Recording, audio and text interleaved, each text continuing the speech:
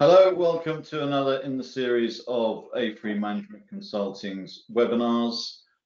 This is Lucy, you'll have to help me, is it the third or the fourth in the fourth about the gas crisis? We started back in February.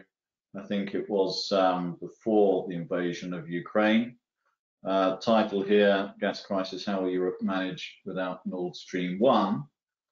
My name's Matt Brown, I'm Vice President in the Management Consulting Division, and Lucy, as ever, is with me. Lucy, do you want to introduce yourself? I've been with AFRY or its previous named companies for a long 25 years, and I'm a gas market expert. That pretty much sums me up. I've been consulting on security of supply for all that time, and it's changed a great deal. Thank you very much. So we'll just do the housekeeping very quickly. Yeah. I don't seem to be in control of the slides at the moment. Okay. That's a worry. What's happened there? Bear with us while Lucy tries to get the slides working. Maybe I could share them instead. Okay, I think we're off. We're good. There we go. So that's us with our contact details on the next one. And there we go. Thank you. And then you can ask questions. There's a question panel, so please do ask questions all the way through. Answer as many as we can. At the end, we've also got questions from the registration as well, so we'll have a look through those, and I think Lucy will pick up some of those as we go through. Slide pack and recording will be available as ever. You can Google AFRY Energy webinars and you'll find the back catalogue of all the webinars we've done previously, so you can find the previous sessions. There are the slide packs and recordings of the sessions, so you can access both on the website. In addition to that, we've got another podcast coming out quite soon, which is about the structure of energy demand. So that'll be quite interesting with Nick Eyre, who's at the Environmental Change Institute in Oxford. So I can see Lucy is keen to crack on, so I'll hand it over to you, Lucy, to take us through. Thank you. okay, so we're going to have a look at a few of the recent market developments, and then how much Russian gas is left entering Europe, and look across at the US and the LNG and various things in between. And I will touch upon some of the questions I've got so far, and we'll have a look at the outlook over the next couple of years and out to 2030. Starting with the recent developments, back in April, I know I'll have people here who are from the continent and from the UK. So back in April, it's notable that the GB hub price at MBP and the TTF price in the Netherlands, which is the EU benchmark gas price, diverged in April, and that's due to capacity constraints. So the UK is importing a lot of LNG, and it can't all get out onto the continent because our export pipelines to the continent are full. So it's led us to it's kept our prices lower, the amount of LNG that we can import. Then towards the end of August, when the announcement of the indefinite suspension of Nord Stream flows, that's when prices were actually at their highest. And generally, I think it was agreed or considered that Russian gas, Nord Stream was not going to operate anymore. So that was the worst of it. More recently, when the leaks were detected and sabotage as suspected, and there are holes in the pipes, the price did go up a couple of days ago, but it's come back down quite quickly, and I gather today it's dropped again. So really the big change was when the announcement of the suspension of Nord Stream flows was the big change in prices. And not long after that, we were followed by the news that European storage was much fuller than anybody had expected, so prices came down. So that's the story there. What's intriguing to me is that the Japanese price is now somewhere between the price in GB and the price in the Netherlands, which is a very unusual state of affairs. And the US price there, despite looking like not much has happened to it, it's actually doubled. So the US are noticing this now. They're now being impacted by world events. One of the questions I've had was how high prices could go this winter. So as really the high prices are about sentiment and traders, I would look back historically at how bad that sentiment has been, and probably the beginning of September, the end of August was the time when the sentiment was worse. So perhaps that might give you some sort of cap as to how high prices could go. So this one is where we started on our very first webinar. We were looking at the flows and what was up during 2021 and how the flows from Russia changed. But this goes from 2022, their daily flows, and you get an impression of how big the changes have been in Russian flows over that time in 22. So prices changed a lot and went up when Yamal flows stopped. That's the little green bit at the bottom. That's old news now. And you can see how much gas would normally be flowing via Nord Stream. And in fact, if we went further back, you'd see more. And that has now ceased. So the two remaining sources of Russian gas to Europe are via Ukraine, and there are various routes, and Turk Stream via Turkey. There is talk that Nord Stream 2 is, which is the pipe that never was commissioned but is in place. Apparently that may not have been affected by the sabotage, and it's actually intact as well. So I've put big black cross, but it's possible that one of those pipes could be reinstated in the future. So that's led us in our work to consider how much gas is actually entering Europe now. Part of our modelling is to look at contracted Russian gas. So we have a database of all the contracts that replace, one or two extra ones that we learn of in our work. So we have a database of contracts. These are the ones that are in steady gas. In the remaining countries that have Russian contracts that can be supplied, I've split these into three different groups. So there's a group of contracts in Italy and Austria, the Czech Republic and Slovakia, they're in dark blue. And these contracts the majority of them were supplied via Nord Stream. The gas would come down Nord Stream, across Germany, across the Czech Republic, and into Austria and Slovakia and on to Italy. So not all of them, some of the gas would also come via Ukraine, but a lot of that gas to supply those contracts would come via that route. Then there are the countries, there's a mixture of countries on the border with Ukraine that are supplied with gas from Russia that came via Ukraine. And then down in the south of Europe, where the gas may have come from Russia across Ukraine previously, could actually now come via Turk Stream. And so we did some analysis to have a look, because we're doing our quarterly update, which would be for October, at a time when Nord Stream was suspended. So we needed to have a look at how the contracts were being satisfied and whether extra gas was flowing or enough gas was flowing via Ukraine to satisfy them. So it's only based on a couple of weeks data, 2 or 3 weeks data. But looking at that, we've got about 30% of the contracts to Italy were being met with gas via Ukraine. Austria was doing better, with nearly 50% of its contracted Russian gas being met. None was making its way to the Czech Republic, which doesn't surprise me because that contract was served via Nord Stream. And Slovakia, only 35%. Hungary is doing slightly better, 43%, and Romania is not getting any Russian gas according to the NSOG platform. There is gas flowing, however, via Turk Stream across Bulgaria and into Serbia. And that pipeline is fairly new, has a capacity of 20 BCM and is quite well utilised, is up at 70%. So there is some Russian gas coming in there. We haven't got figures for the contracts though. So this is back in June, we had to estimate the outlook for Russian contracts. Remember that the annual quantity was around the 150 BCM mark at the beginning of the year in contracts, and we had expected Gazprom to honour its minimum quantities in its contracts.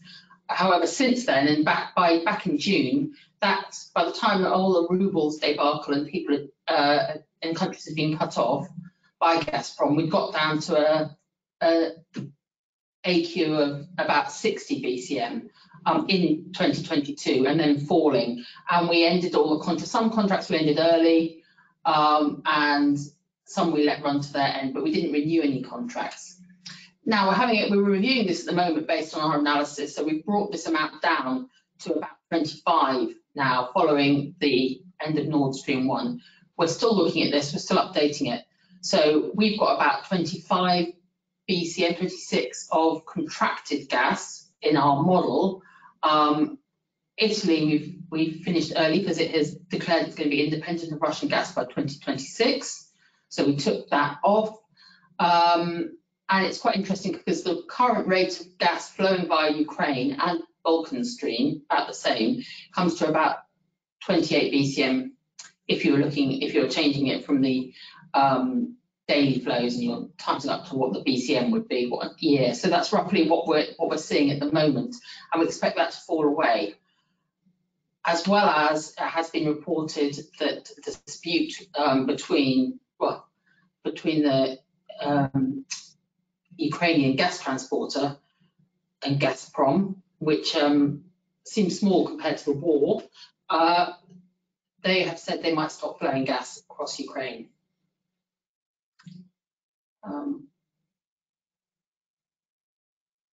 So just looking at that important route in for other gas into southern Europe that's not Russian, it's a combination of Russian gas and gas from Azerbaijan. It's the TANAP pipeline there in yellow, and Turk Stream. I just plotted what they've been delivering during 22, relatively similar amounts, and they're satisfying the demand. Some in Greece, the TANAP pipe goes across to ends up in Italy, goes across Greece, Albania and into Italy. So that's got the possibility of supplying Azerbaijani gas, and it's looking to increase its capacity. And there's Turk Stream, which is very well used, has been since the war broke out. Another route that Russian gas is getting into Europe is by ship. Russia exports LNG. There are contracts in place. I've added it. These are the flows that you saw earlier on a daily basis, but here they are represented on a monthly basis. And you can see that although in the past LNG has been a very small quantity of the Russian gas that's delivered to Europe, it's a more significant percentage now. There's a contract for Russian LNG into Spain, which is still being supplied. And there is a reasonable amount of gas that's going into France. And then there are a few other countries, I've listed a few of them there, countries which have received Russian LNG.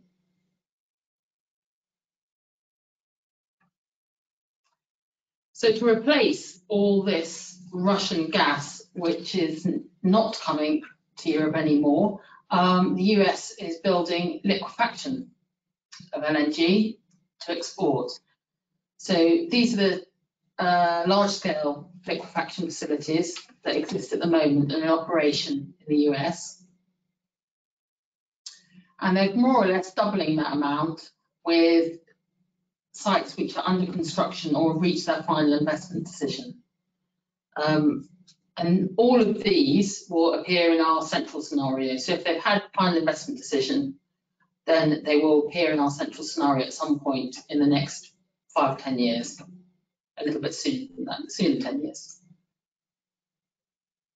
And then finally, there are another, same again really in terms of numbers, of approved but not yet under construction. So they've received approval because the approvals has been going much faster in the US, but not all of them are under construction. Many of them have signed contracts, supply contracts. So although they're haven't reached a final investment decision, they have supply contracts. So some of these, but not all of these will appear in our scenarios. We have a higher scenario, and I think at its highest, you can actually get to about 400 BCM of capacity. So if all of this was to come on, you're in the region of 400 BCM. We don't get higher than 300 in our central, and that's because we're looking at the global supply-demand balance. And there is a point at which decarbonisation eventually will start to affect global gas demand, although it doesn't always feel like that. There is a point at which we won't need so much gas. So we have up to 300 BCM. That we're losing, if you think about the Russian gas, the amount it was exporting was about 170. So the US is rapidly increasing to cover the loss of the Russian gas. At the same time, global demand and demand in Europe, because of the high prices and some, lost demand not through choice, perhaps, means that the balance is, the supply and demand is coming back into balance. So I'm rattling through these a bit. I'm going to have a little look at a little bit of recent history here to show you back again at 2019 that we were importing 173 BCM of Russian gas, and that's now in 2021 down to 132 BCM. So that's a big drop in 22, and we're expecting the drop to be obviously much greater during 2022. And I've got here an extract from ICIS, which shows that by August, compared to this August, compared to last August, the fall in industrial gas demand is over 20%. So it gives you an idea of how much the prices have affected industrial gas demand. I also know through projects that I've done in Germany that German gas demand in the first 6 months of 2022 were 14% lower than German gas demand was in the first 6 months of 2021. So obviously Germany is one of the markets that's been hit the hardest. So that's seen an overall drop of about 14% year on year for the first 6 months. So that's a significant fall. Wouldn't expect it to be that dramatic everywhere else.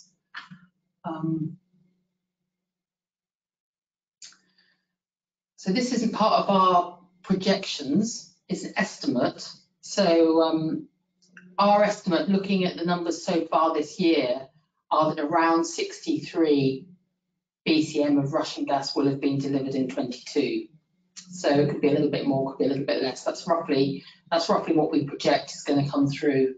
Now this is interesting if you've attended any of the other webinars, right back at maybe the first or second one when I looked at how much Russian gas we really needed. I think we came up with we need about 80 to avoid interruptions. So we're not quite meeting that amount. However, those really large drops in gas demand because of the high prices, plus possibly some of the steps that the EU has taken to encourage countries to reduce their gas demand, and any other generation that's been brought on to replace gas-fired generation, then that is bringing demand down. So in order to balance that, in order to balance in 2022, assuming a certain volume of more LNG came in, could have been higher than that, it could be a bit higher than that, then that looks like we're looking at a fall in demand of 8% overall. This is just an estimate based on balancing and looking at the amount of LNG that's coming versus the demand fall that'd have to be. I don't know how much that demand reduction would be voluntary. And that depends a lot, the demand depends a lot on weather. And I had a couple of questions actually, I'm just trying to keep track of the questions. I'm not sure I've touched on them all. But one of the questions was about a worst case scenario. I think it was based for the UK. And really the biggest risk that Europe faces is cold weather this winter. In the UK, because we don't have hardly any seasonal storage, if we had a very severe cold winter, and it would have to be very severe over the whole winter, so a prolonged higher demand, that's what would really test our system here in the UK, because we don't have much seasonal storage. However, that is mitigated by the very high prices having really reduced demand. So it'd be unlikely. There'll be the force of the high prices pushing demand down. So the cold weather may not have as huge an impact may not have that great an impact. And we do have a lot of LNG capacity. So the UK is at risk if it's a very cold winter. However, the probability is a bit limited for that. On the continent, and looking around Germany, and the Czech Republic and Slovakia, these are the countries that will be hit the hardest. They have done some modelling there, and in a normal winter, given the fall in gas demand, there is enough gas in storage, I think, for countries to squeak through an ordinary winter. However, it is very important, that does rely on that extra LNG that they've got planned to come online. The first extra LNG regas capacity coming into the continent is going to be into Germany, and it should be online in January. And that's going to be key to keeping those markets secure, is those first FSRUs when they come into the continent. So what you want is not too cold weather, and you want the FSRUs to arrive on time and get connected to the gas grid on time. So those are the crucial things that, you can't do anything about the weather, but you can try and make sure the LNG projects get online on time. And you can do the best you can with demand, although I think the price is probably doing that anyway. Can I in, Lucy? Is that okay? Please. Yeah, just to say, the couple of questions in the question panel, and one which might be good to take now is, do you forecast other sources of supply rather than the US that could be in place before 2030? Yes, there are other sources of supply. I haven't got the right chart in front of me right now. Qatar is increasing its export capacity. That is already contracted. So they're going to be increasing the capacity, but it knows where it's going. But some of that could well be coming to Europe. Just trying to think, that it's mainly Qatar and the US. There are smaller projects coming on in Africa. Everything's always a bit delayed, but obviously the very high prices is driving everything forward as best, so people are bringing projects on. But I would say the US dwarfs everything. Qatar is definitely going to bring on more volume, so that's going to help in the overall balance, but that isn't up for being purchased necessarily. And other sources, pipeline sources here coming into Europe, you've already accounted for in the estimates, the slight increases here and there that are. Yeah, there's increase in North Africa. So Italy and Spain have done a good job of signing up. The problem with North Africa is they have quite a lot of growing gas demand themselves. So in 5 years' time, their domestic demand is going to make it much harder for them to export these levels of gas. But hopefully, they can export these levels of gas by pipeline in the next few years, in the next couple of years when we really need it. And after that, you'd expect some of the policies that are taking place to diversify away from gas, to move away from gas as a fuel. Then that would start to have some effect. So demand will start to fall. Well, it is starting to fall anyway. Yeah. So there's North Africa and Azerbaijan, that can increase its volumes as well if they're not put under too much pressure from Russia. Very good. Go on. Now, I was just another question here. What would be the outlook NBP TTF spread and UK exports into Northwest Europe this winter? Okay, well, I'm going to come up with a slide about the spread, so you can see the forward market and you can see the spread, so I'll talk about that then. I imagine that exports from the UK to the continent will be at maximum capacity the entire winter. I can't see there being much let up, not with Nord Stream off completely. We have the LNG import capacity to do that and meet the UK's demand if it's not particularly cold.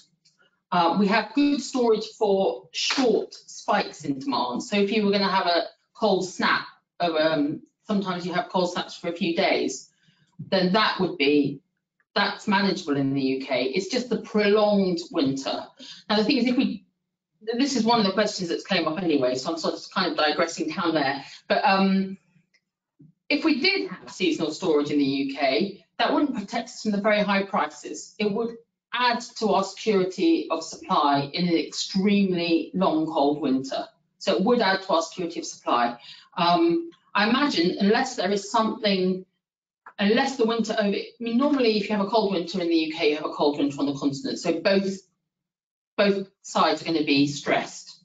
But I don't think the UK is going to be as stressed as the continent, as tight, because we've got so much LNG capacity. There's always going to be the pressure for us to export full capacity. It would have to be very cold here for it to be necessary to, wind back any of our demand.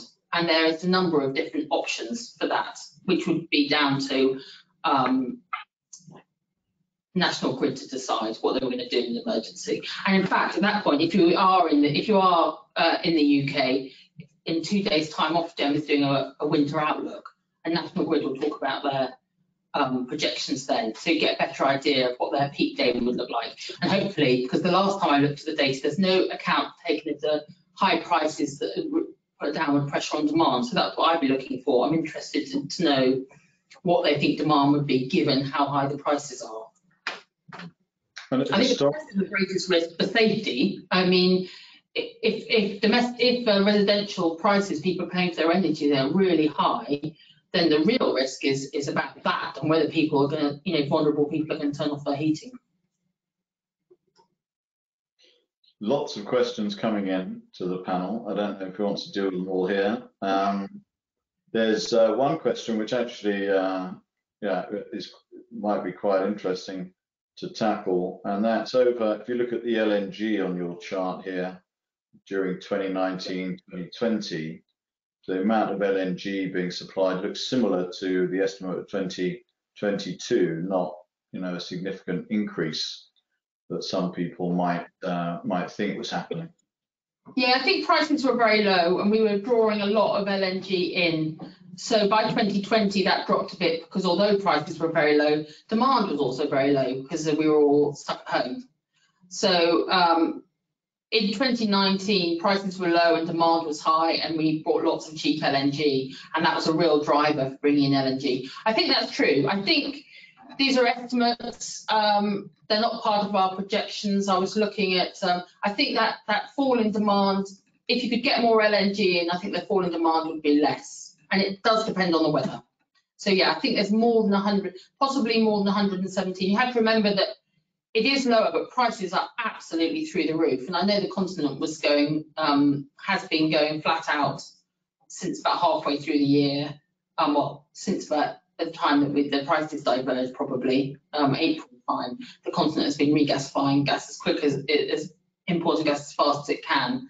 But it wasn't necessarily doing that at the beginning when prices were very high. So yes, it's roughly the same, but in 2019 prices were really low and demand was quite high. And in 2022 prices are really high and demand is quite low. So there is a bit of a difference. And the UK we were about half our capacity for regasification because in the summer we haven't got that much demand and there's only so much we can export, which is why we had a downward pressure on prices. So we weren't using all our regasification capacity this summer. Okay. Another one here about PSV price dropped. Yeah, I haven't looked at the PSV separately. You haven't, okay, because it says it dropped 80 euros below TTF. Do you think you could see the winter PSV lower than the TTF THE, it says here? Well, I think Italy has the advantage of the North African gas, and it has signed the contracts and it is bringing on extra LNG as well. I'll come on to that actually. If we look at some of the countries, maybe Matt, keep an eye on the questions, see if anything else, any of these slides are any help. Okay, this one we just flipped onto. Sorry, got what order I'm in. So this is what you're asking about. There's a few questions about prices. Let me just have a little look. So these are the forward prices from recently. They were from the 26th of September. So they had gone up in light of the whatever had happened to the pipes being bombed or sabotaged or blown up. I don't know exactly what you're saying about it. Whatever's happened to those pipes, that caused prices to go up. But interestingly, what had been happening was the MBP price had been rising above the TTF in the winter because of the perception that the UK would be tighter because of its lack of seasonal storage. But now they have separated, and there is no doubt that the continent will be tighter than the UK. And that's why I think that you'll find the gas will continue to flow from the UK into the continent throughout this period. But the forward markets are still looking to prices returning to not exactly, I haven't used the word normal, more familiar prices will start to outturn around 2026. And then I followed this up with some prices from an European Commission document where they model gas prices. And they have two sets of prices. One is for under the Fit for 55 scheme, and then the new, more intense REpowerEU, which was sort of cutting, assuming we're moving away from Russian gas and into slightly more expensive sources. So those see the price settling around the 20-30 euros per megawatt by 2030. So somewhere between the forward prices and the EU's outlook, we're getting back to normal in the second half of the 20s, in the late 20s. Any questions on that one, Matt? Do you think that have been asked? Not at the minute that I can see. Lots of other questions, but we can come to. You want to give me one? I can't see it. I dared touch my mouse because I think that's what messed up the thing earlier. So I'm being a bit careful. I'm not accessing the questions at the moment. I suggest carry on, and then we can pick up a number of questions in a bit. Okay, so this is my outlook of. I picked the largest gas markets, and then I popped Greece in there as well. So I picked a few of the largest gas markets and put them on a chart. And on the x-axis here is what I've called the availability of secure local gas. That I've defined as for anything indigenous that's produced in a country, anything that's supplied by the EU country, the UK or Norway. Okay, and I took some of those numbers had to come from 2020 numbers and some were from 21 numbers. And it's all as a percentage of demand, so it's proportionate to the size of the market. And the bubbles are the size of the market. So Germany's a big bubble because it's the biggest gas market. And it's around between 80 and 90 BCM. So if you're further to the right, then it means that you've got good access to the North Sea, basically. And further to the left, you've got no access to the North Sea if you're in Hungary directly, and you've got no regasification capacity, so you've got the coast. So, and joining Hungary in that spot would be Slovakia and the Czech Republic. So they're right down there in that corner. And I put that green on there to indicate it's lower risk if you're up in the right. So on the y-axis there, I've got the availability of regas capacity. So it's the regas capacity that these countries have now as a proportion of their 21 gas demand. So obviously Greece and Spain are oversupplied with regasification capacity. And that's this as well, because actually the gas, I haven't gone to the trouble of finding out everywhere the gas goes to, but LNG comes into Greece, it goes on to Bulgaria, and then on to other countries, possibly out to Albania via the TAP pipeline. So Greece is, although it's got far too much regas capacity for itself, it is transporting, it's transiting gas to other countries. Spain has got more regasification capacity than it needs, but it isn't really transporting to any other countries because there isn't much of a pipeline between Spain and France. And even if there was, there isn't much capacity from France into Germany, which is where it would need to be. So you may as well just build an LNG terminal on the coast of Germany and sail it around. So Spain has a lot more regas than it needs, but it doesn't really help any other countries apart from Portugal. And then you've got the UK sitting there with quite good access to the North Sea and a bit of regas capacity. So everything up in the right is good. And all these countries are doing their best to build their way back to some security. Okay, so they are adding regasification capacity, and in the case of Poland, they've built the Baltic pipe, which is due to come on, I think, this November. And for that, I've just added the contract that's been paid gas, the Baltic pipe contract to take Norwegian gas into Poland. So Poland's improving its access to its local secure gas supplies and moving to the right. And also Poland would have been a few years ago in the same position as Hungary, but it built its Baltic pipe and it's got some regasification capacity of its own. It's built its own, it's expanding that regasification capacity. The lighter blue and that pale cream dot for Poland are only the position that I expect them to be in by October next year. So in a year's time, there's much more coming on. And if I did it year on year, you'd see the bubbles floating up a bit as the regas capacity came on, and then Poland perhaps signing more contracts through Baltic Pipe. So you would see all these countries are trying to make themselves lower risk.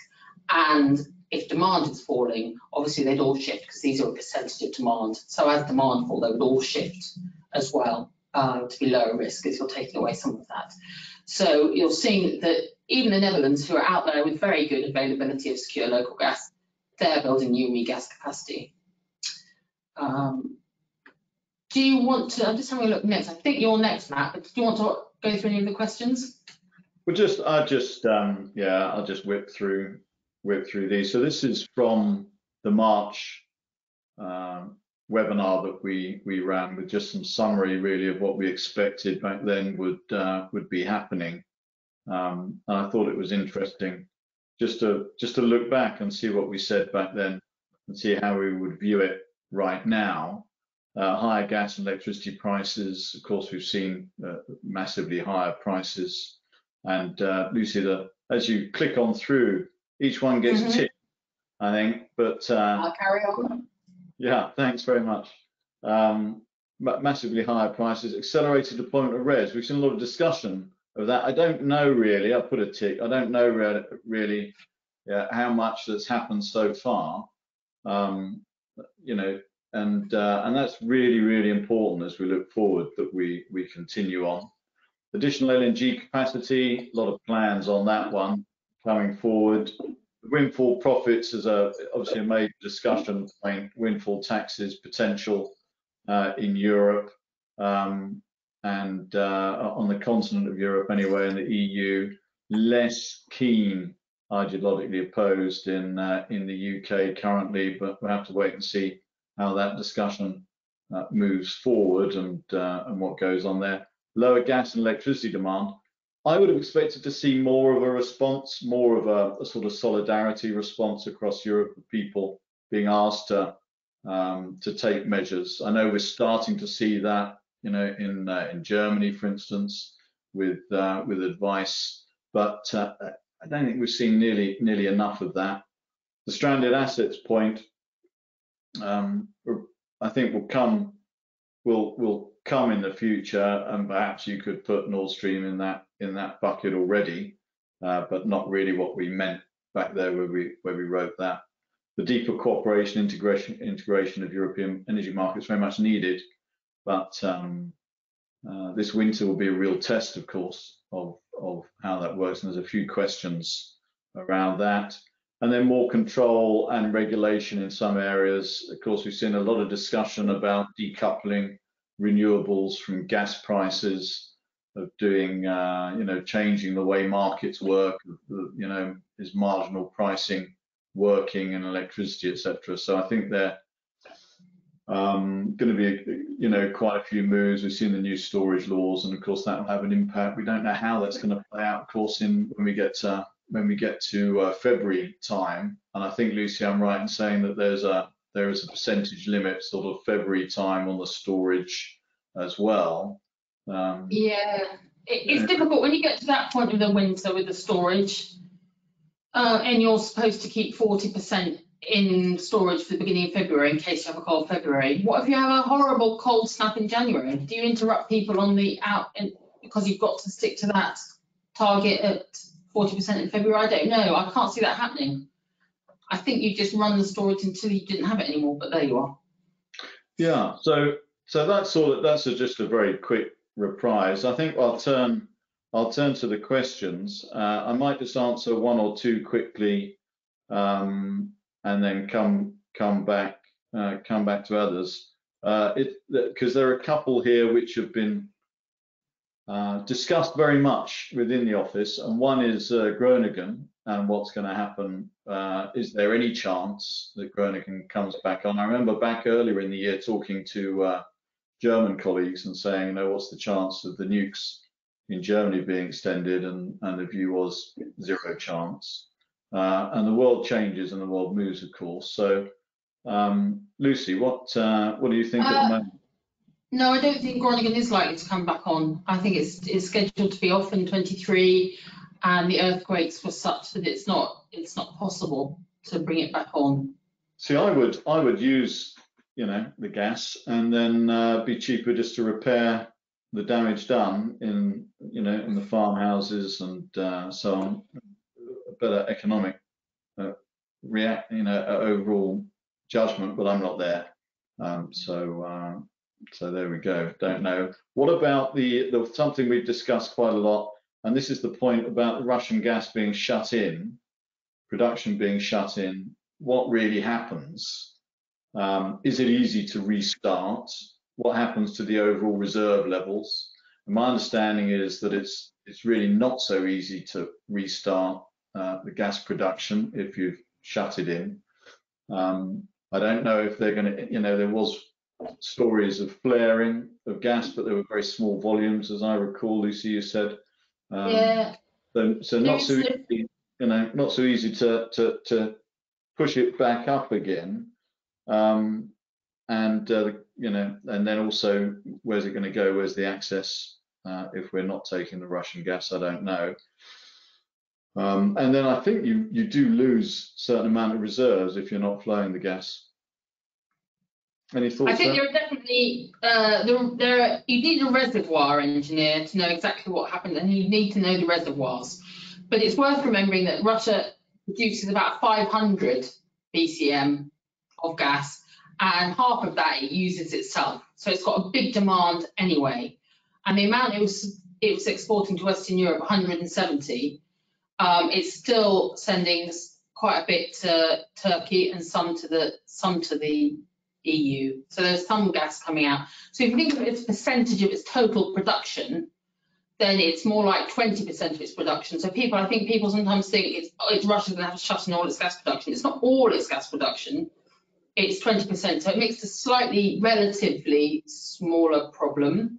It can't export it. The LNG export projects it has are being really badly hit by sanctions. So any companies that have gone in with Gazprom and LNG projects, and there are quite a few, they've pulled out. So Gazprom has had to find a way of continuing by itself. And in China, it's been Gazprom's replaced with the Chinese state companies have replaced some Western companies to come up. But those fields are way out east and supply China anyway, so that's not going to help. So the only thing that's apart from the LNG, which is a bit hampered, and also some companies can't sell the technology to Russia, so they can't get the technology for their liquefaction. So the only thing that's going to help is a massive long pipeline going to China via Mongolia, and that's very expensive, and the Chinese don't want to pay a great deal for their gas. So I think that's, and it's not coming into a part of China where there's a very high demand either. But there's a lot of demand on the coast where the LNG comes in, and less where the Russian pipeline would come in. So it doesn't suit China particularly well. And that, I mean, say it does go ahead, it could be in place by 2030, and it could have a capacity of 50 BCM. So that's, that's a bit less than half of what they're no longer exporting to the rest of Europe.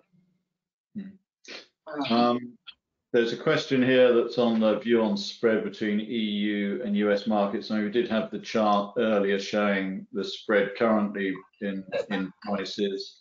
Looking forward, Lucy, what are we on US on the Henry Hub? We're suggesting sort of up as high as $10. In the moment, it's about $8 per MMBTU. I'm sorry, I'm going back.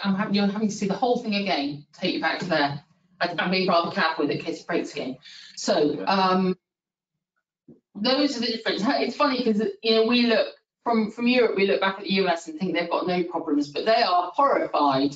We have a New York office and we have a model of the US markets, and the US is a really interesting gas market because it has hubs all over the place, loads of transportation constraints. So what's happening in California and what happens in Mexico are really important in those particular regions. So there's all sorts of localized problems.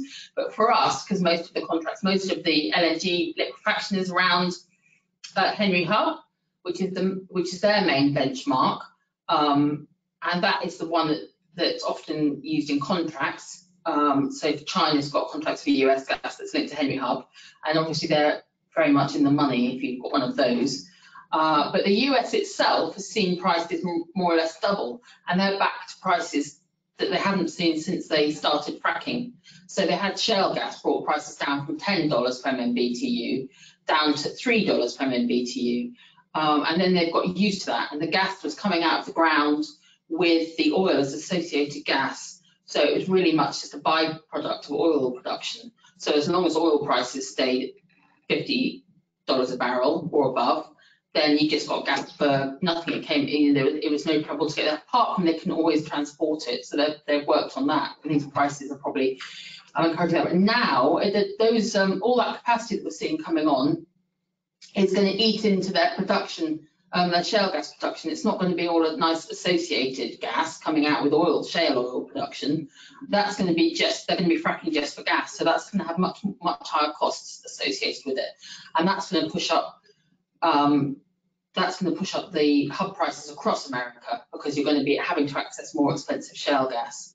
So we do model that, and it is quite sensitive to the amount that is exported via LNG. Now at the moment it's just build, sell at these high prices. But I think the time will come where the US might not like the impact that all that exporting is doing on their domestic gas prices. But we have really interesting discussions because we've got Mexican, we've got clients in Mexico, and we have our German directors, and we'll all have a discussion about the US price, and it's very different and interesting to see what everybody's point of view is. Next question, thanks for that. The next question is saying, did we miss demand destruction and the impact that would have? And certainly we are, very cognizant of the impact of higher prices and the impact that's going to have on demand. We talked earlier about 20% reduction in Western Europe in industrial demand. The slight problem, of course, is, and someone asked a question about the German package, and with the German support package being so large, does that mean that German demand would stay strong? I mean, at some point, if you run out of gas, you run out of gas, and of course, giving people price support doesn't stop you not having enough gas. So that's the problem you face there. That by supporting prices, perhaps you're keeping demand at a higher level for a time, and eventually you'll find that the gas isn't there, and you have to then start making decisions about who to switch off, rather than the companies themselves deciding that the gas price is too high to continue operations. So then you're putting it in the hands probably of a system operator at that stage, which is a slightly different dynamic, a different way of doing things. So we're very much aware of that. We see that gas demand is going to be falling. We think the high prices are going to have a big impact. Even where there's price support, of course, prices will probably be the price increase will still be being felt, just not so much as without support. So we do expect a fair amount of demand destruction, and some of that, of course, will be permanent and won't come back when gas prices come down. There'll be relocation of industry. Then you could come onto the residential side, where there's quite a lot of support, and wonder how much more effort in energy efficiency there could have been if the price support packages were structured slightly differently. And I don't know all of them right across the continent, but I know some of them have not been terribly well structured and not so well targeted. So yeah, demand destruction, very important, but I think we have to wait and see what impact it really has as we get through the winter. I saw recently, Lucy, that certainly the Met Office in the UK was suggesting that it looks likely that the weather patterns are such that we'll have a colder, earlier winter this year, which of course, as you said earlier, weather will be a major factor I think we see about a 30 BPM, spread in between, for Europe.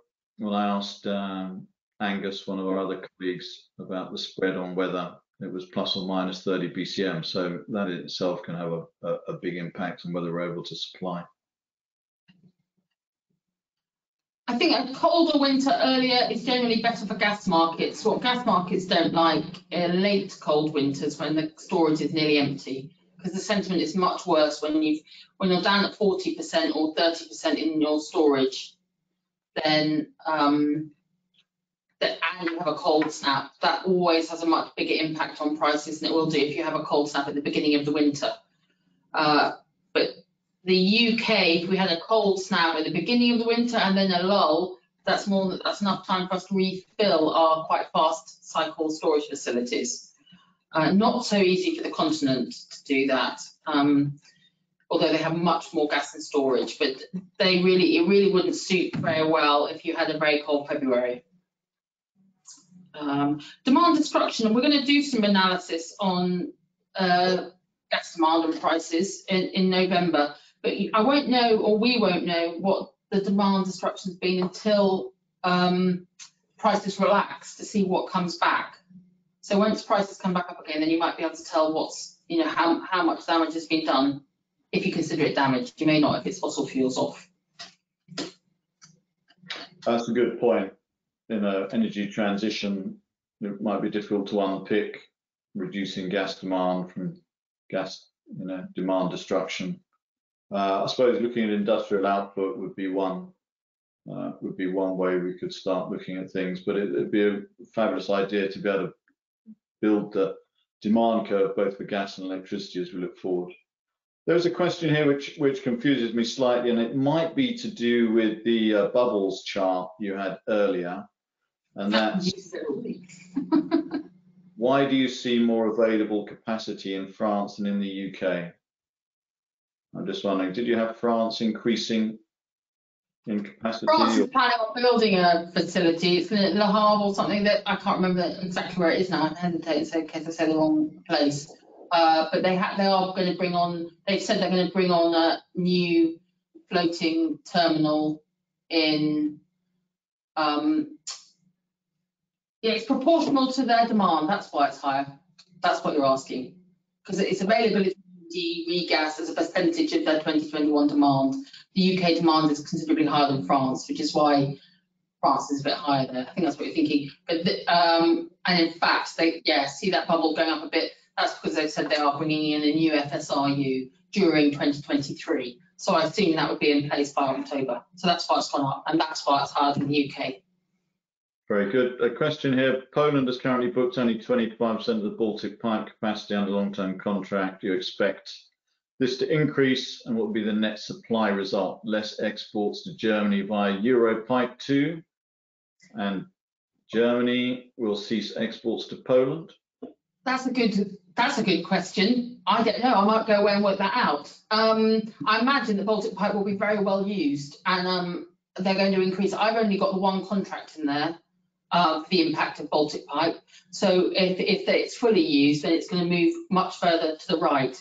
In fact, my pale pink dot that I put on there was for scale, to give you an idea of what a 40 BCM market that was 50% local North Sea gas and 50% LNG, where it might be. And that's about where it would be. Now, Poland, in theory, is trying to replace its coal generation with gas, although the prices must be putting them off. And if it were to do that, I imagine its demand will grow. And at the same time, it's going to bring on another regas terminal, and it's going to move, and it's going to import more Norwegian gas, sign up more contracts. So I imagine that Polish dot bubble will move towards the pink as demand grows for gas, and it gets more Norwegian gas and more regas capacity. It won't get quite there. And at the same time, Germany is trying to shrink its gas demand. It will, and it's building regas capacity. And I think that's also going to move upwards and to the right. So it won't be quite where the pink one is either, but that's roughly, halves its demand. It will look like that. Okay, and then maybe one more, just is the impact of China and India. both this year and looking forward? China is going to try and decarbonise, but it has decided for security of supply, it's got a lot of coal, so it's looking for coal generation combined with carbon capture and storage is going to be one of the technologies it's going to be trying to drive, which will mean it'll take slightly less gas than we had envisaged, perhaps. But it's still got such a high energy demand growth projected anyway that it's going to use a lot of energy, including gas. And a lot of that's on the coast. So I think China will still be increasing demand for LNG, and it does use quite a lot of gas in residential heating, and it does have quite extreme weather conditions. So it's sensitive to weather. So if it's a cold winter in China, the energy market will be affected by that. Japan are doing their best to move away from gas. So I don't think Japan will have an increasing demand for LNG. Oh, it's India. India, at the moment, it's too expensive for India to afford, so they're not going to be keen on gas. It's putting them off, which isn't great for the environment, actually, because they burn coal and oil. So you might not, you might prefer it if they were taking gas for decarbonisation. And the Chinese demand for LNG has been a bit lower over this year, I think, because of the economy not growing as fast. If that picks up, obviously that's going to put more pressure next year on the situation in Europe. Any other points on that? I don't think so. The only other point we were discussing, which was quite, was an interesting point, was the lack of storage, lack of gas storage in China. Quite limited gas storage for the seasonality of their demand. So that also drives them, I think, into the LNG market in the winter. At the same time, perhaps, as the UK, with its limited storage currently, is going to be driven into the LNG market if the weather is cold. In the past, Lucy, it's true we used to use European gas storage. I guess that's unlikely over the next few years. Well, in the past we did. We have the interconnectors. I'm sorry, I've got used to calling them export pipelines from the UK to continent. It's amazing how quickly you change your vision of something. They were just interconnectors before, and they flowed in both directions. And we imported gas from the continent, and we, particularly in the winter, storage purposes, we would import gas from the continent. So yes, it will be a few years, although I don't think we will be in permanent export mode for, we won't be fully utilised in export mode for, I don't know, it's hard to tell, more than 2 years, a year. And because there is a lot of regasification capacity coming on in Germany over 2023. That's probably had enough from us now, do you think? So do you wanna oh yes, just takes down to, I've gone through this a few times, excuse me. Well, there are a few more questions that are coming, but maybe we get back to people on that. There's one here about battery storage systems with volatile gas markets and so on. I think we have to wait and see how markets are redesigned to know exactly what the impact is going to be. But certainly batteries love volatility. That's true. So please do get in touch if you'd like to discuss this or any other subject to do with the energy markets. And the next webinar here you can see is going to be about the benefits of long duration storage in the GB market, and that's based off some work that was done with BEIS, government department in the UK, and we'll together be presenting those findings. So please do tune into that one, should be very interesting. Learn about how you can be using hydrogen and salt caverns in the GB market to help with all of our flexibility needs in future. So thank you very much, Lucy. Thanks for that. Thanks. And thanks for everyone for listening in, and hope to see you again soon. Thanks very much. Bye-bye.